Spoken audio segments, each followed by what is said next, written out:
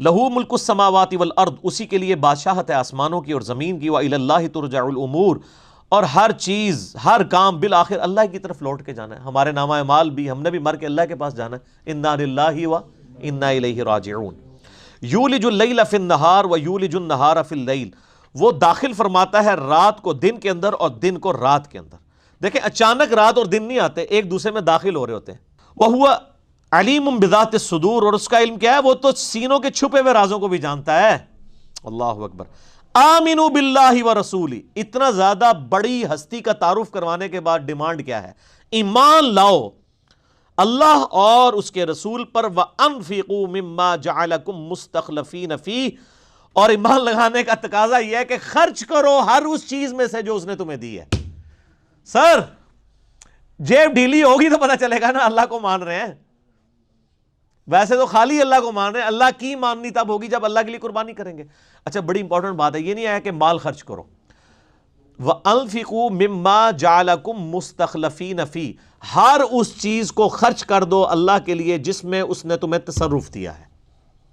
کس کس چیز میں تصرف دیا ہے؟ سب سے پہلے تصرف جان کے اندر، یعنی جوانی اللہ کے لیے لگائی جائے نا.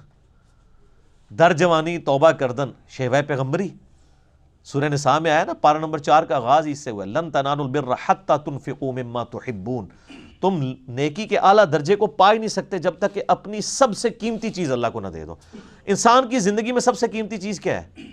جان، زندگی، وقت. یہ مال بھی دوسرے نمبر پہ ہے کیونکہ زندگی لگا کے مال کمایا جاتا ہے. آپ اپنی زندگی لگاتے ہیں نا، ایفرٹ پٹ کرتے ہیں نا. تو یہ جان، مال، اولاد، زمین، ہر چیز اللہ کی راہ میں کھپا دی جائے. فَالَّذِينَ آمَنُوا مِنْكُمْ، تو جو ایمان لائے تم میں سے، وَأَنفَقُوا لَهُمْ أَجْرٌ كَبِيرٌ، اور انہوں نے اللہ کی راہ میں خرچ کیا، ان کے لیے بہت بڑا اجر ہے. وَمَا لَكُمْ أَلَّا تُنْفِقُوا فِي سَبِيلِ اللَّهِ، اور تمہیں کیا ہوا ہے کہ تم اللہ کی راہ میں خرچ نہیں کرتے. وَلِلَّهِ مِيرَاثُ السَّمَاوَاتِ وَالْأَرْضِ، حالانکہ زمین و آسمان کا تو وارث اللہ ہے. یعنی تم نے تو مر جانا ہے، اللہ نے تو زندہ رہنا ہے، اور تمہیں بھی جو کچھ ملا ہے تمہارے آباء و اجداد کو، اصل تو یہ وراثت اللہ کی تھی. اللہ نے اپنے بندوں کو یہ سب کچھ دیا ہوا ہے. جب اللہ کے مال ہی میں سے اللہ مانگتا ہے تو تم دیتے نہیں ہو.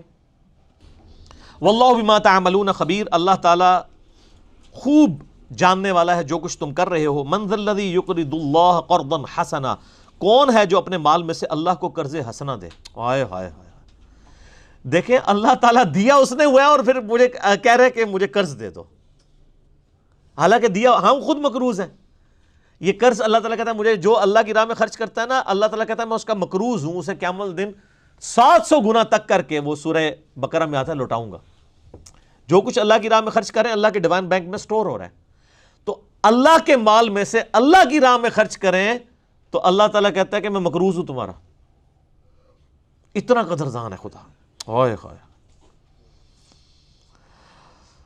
قرضا حسنا فَيُضَاعِفَهُ لَهُ وَلَهُ أَجْرٌ كَرِيمٌ، کہ اللہ تعالیٰ پھر اسے بڑھا چڑھا کے اس کا اجر دے، یعنی اس کے لیے بڑھا دے کئی گنا، اور اس سے بہترین اسے اجر عطا فرمائے. ان المصدقین والمصدقات، بے شک اللہ کی راہ میں صدقہ کرنے والے مرد اور صدقہ کرنے والی عورتیں. وَأَقْرَضُوا اللَّهَ قَرْضًا حَسَنًا، اور اللہ کو قرض حسنہ، مال، جو اللہ کو قرض حسنہ یعنی مال دیتے ہیں، یضاعف لہم ولہم اجر کریم، اللہ تعالیٰ ان کے لیے بڑھا دے گا، ان کے لیے بہت بڑا اجر ہے. والذین آمنوا باللہ ورسلہ، جو ایمان لائے اللہ اور اس کے رسولوں پر، اولئک هم الصدیقون، وہی پھر صدیقین میں شمار ہوں گے.